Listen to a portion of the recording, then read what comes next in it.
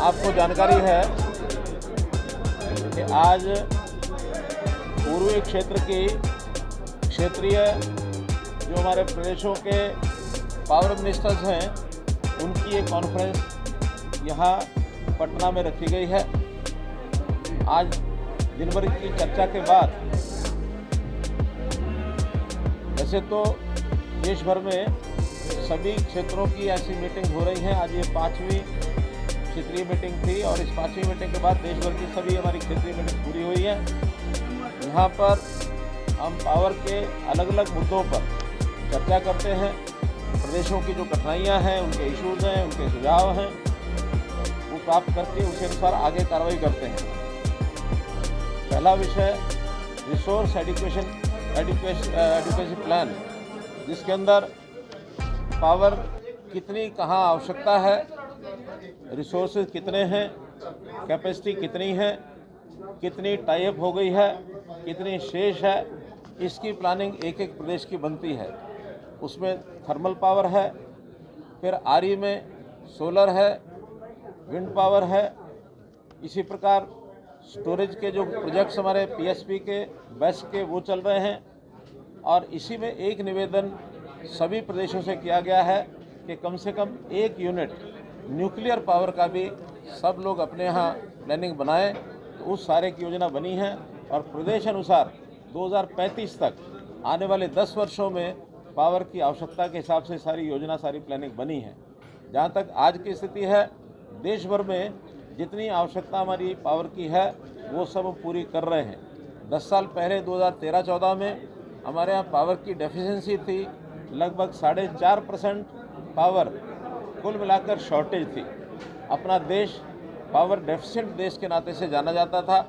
आज हम अपनी ज़रूरत को पूरा कर रहे हैं, बल्कि कुछ प्रदेशों में जैसा भूटान है, म्यांमार है, बांग्लादेश है, इन देशों को एक्सपोर्ट भी कर रहे हैं। नेपाल में आवश्यकतानुसार इंपोर्ट करते हैं, एक्सपोर्ट करते हैं। तो इस प्रकार से अगर कहा जाए तो हम किसी एक लेवल तक पावर सरप्लस स्टेट भी हो गए हैं। आने वाले समय में हमारी पावर की और आवश्यकता बढ़ेगी। आज पीक डिमांड पिछले वर्ष 250 मेगावाट थी, हमने उसको पूरा किया था।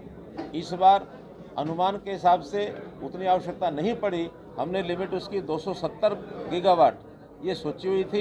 तो 270 की बजाय अभी तक 242 गीगावाट तक की हमारी आवश्यकता पहुंची है, जिसको हमने पूरा किया है। तो ये पावर सितंबर के महीने में इससे बढ़ने की स्कोप हो सकता है, अन्यथा यही पीक जो पावर है मानी जाएगी। इसको पूरा करते हुए power for all at all times, ये हमने स्लोगन दिया है कि power for all at all times, सभी के लिए बिजली, हर समय बिजली, ये देश में उपलब्ध रहेगी, इसमें कोई कठिनाई नहीं आएगी। और इसी प्रकार से ट्रांसमिशन का विषय, दूसरा विषय ट्रांसमिशन में आने वाली कठिनाइयाँ, आरओडब्ल्यू की कठिनाइयाँ कुछ प्रदेशों की होती हैं, उसको सॉल्व करने के लिए रास्ते सुझाए गए हैं। और फॉरेस्ट क्लियरेंसेस, ये भी कहीं कहीं अड़चन होती है, उसके लिए भी हम अपने वन विभाग के मंत्री उनसे बात करके जितने ऐसी कठिनाइयाँ हैं उनको सबको सॉल्व करने की और ये कोशिश करेंगे। तीसरा विषय आजकल साइबर सिक्योरिटी, ये भी अपने आप में बड़ा इशू हो गया है। तो साइबर सिक्योरिटी के नाते से सभी प्रदेशों में एक ट्रेंड स्टाफ ये नियुक्त करना और इसमें जो एक्सपर्ट हैं इस विधा के, उनके लिए उनके साथ बैठकर ट्रेनिंग कराना, ताकि साइबर यानी किसी प्रकार का कोई अटैक होता है, कोई उसके अंदर किसी प्रकार की टेक्नोलॉजी के माध्यम से कोई शरारतपूर्ण तरीके से कोई अटैक करते हैं, तो उसको हल करने के लिए भी सारी योजनाएं सब हमारी बनी हैं। पिछले दिनों में जब ऑपरेशन सिंदूर था, ऑपरेशन सिंदूर के समय हमारे जो विरोधी लोग थे उन्होंने ऐसी कोशिशें की, लेकिन सब कोशिशें जो है वो फेल कर दी गई। हमारा जो सिस्टम है वो इंटैक्ट रहा है, उसमें कहीं कोई कठिनाई नहीं आई है। आइलैंडिंग स्कीम नई स्कीम है।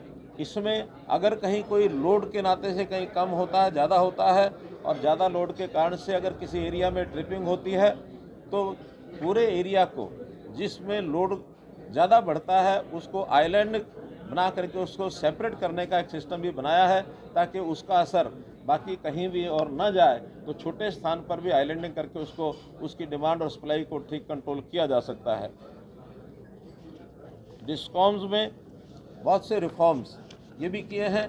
डिस्कॉम्स अपने आप में यानी अपने पैरों पर खड़ा हो, फाइनेंशियल वायबिलिटी उसकी बने, हमारी जो AT&C लॉसेस वो कम कैसे हों, हर प्रदेश के अलग अलग से ये सारे काम किए जा रहे हैं। मैं विशेष तौर पर बिहार प्रदेश को इसमें बधाई देता हूँ कि उन्होंने अपने आप में बहुत चीज़ों में तेज़ी से सुधार किया है, चाहे AT&C लॉसेस का हो, चाहे स्मार्ट मीटर का विषय। 80 लाख स्मार्ट मीटर्स इन्होंने यहाँ बिहार में लगाए हैं, अपने आप में एक रिकॉर्ड है। और भी जो बिहार बहुत पीछे पावर के मामले में माना जाता था, पिछले वर्षों के अंदर बहुत अच्छा काम करके बिहार जो है काफ़ी आगे बढ़ा है। इन सब बातों को ध्यान में रखते हुए और आज इस बैठक के बाद इन प्रदेशों की जो भी कोई कठिनाइयाँ कमियाँ दूर होंगी, जो उन्होंने डिमांड्स रखी हैं। कहीं कहीं पावर की जहाँ शॉर्टेज होती है, हमारा जो सेंट्रल कोटा होता है उसके अंदर से हम उनको पावर देते हैं और हमने अश्योर किया है कि अब पावर कहीं भी किसी भी प्रदेश में किसी भी समय कम नहीं होने देंगे। सेंट्रल कोटा जो हमारे पास रहता है उसमें से पावर सप्लाई करना ये हमारा काम करेंगे। नई जनरेशन हो, खास करके रिन्यूएबल एनर्जी के माध्यम से हम आगे बढ़ें और उसमें स्टोरेज का विषय भी आगे बढ़े, उसमें भी हम सहायता दे रहे हैं, VGF दे रहे हैं और इस प्रकार से एक अच्छी प्रकार से मीटिंग समाप्त हुई है। बिहार से डिमांड है, एक तो न्यूक्लियर पावर के लिए एक इन्होंने डिमांड की है, हमने पहले से आग्रह किया कि एक न्यूक्लियर डिमांड का प्रोजेक्ट ये लगाएं, हम उसमें सहायता करेंगे। दूसरा एक स्टोरेज का जो प्रोजेक्ट है, बैटरी स्टोरेज के लिए 1000 मेगावाट का एक सहायता VGF की उन्होंने मांगी है। हमने प्रिंसिपली उसको हाँ किया है कि RE का उत्पादन जितना इनका होगा उस हिसाब से हम इसको भी मंजूर करेंगे। इन्होंने अतिरिक्त बिजली की आपूर्ति भी इन महीनों की 6 महीने के लिए आगे के लिए मांगी है, 500 200 यानी 250 मेगावाट और अगले 3 महीने 500 मेगावाट ये भी हमने मंजूर कर दिया है। इसलिए जो भी डिमांड थी कुछ पूरी हो गई हैं, कुछ जो डिमांड्स है उसका विचार करके बाद में उनको बताएंगे। ये 1000 मेगावाट का स्टोरेज का एक स्टोरेज की कैपेसिटी जो ये बनाएंगे उसमें उनको VGF देंगे। 18 लाख रुपया पर मेगावाट के हिसाब से VGF का एक रेट होता है। 15 जिलों में नहीं है, ये तो एक जगह पावर की अपनी कैपेसिटी को बढ़ाने के लिए पूरे प्रदेश में पावर जहाँ सप्लाई करेंगे वो। धन्यवाद।